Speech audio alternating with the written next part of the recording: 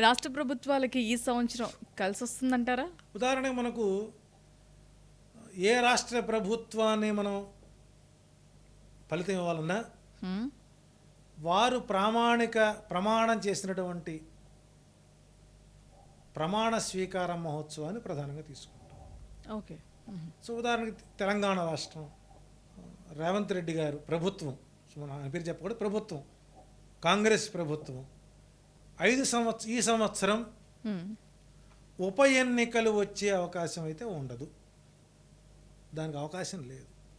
Okay.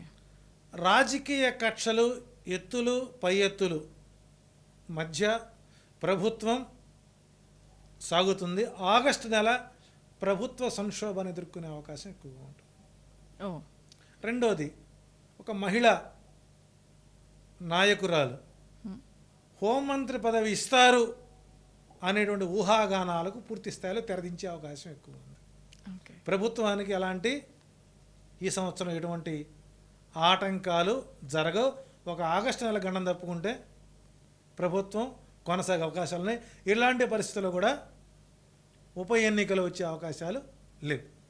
So అల్టిమేట్గా 70% ఈ సంవత్సరం తెలంగాణ ప్రభుత్వానికి అనుకూల వాతావరణమే ఉన్నది.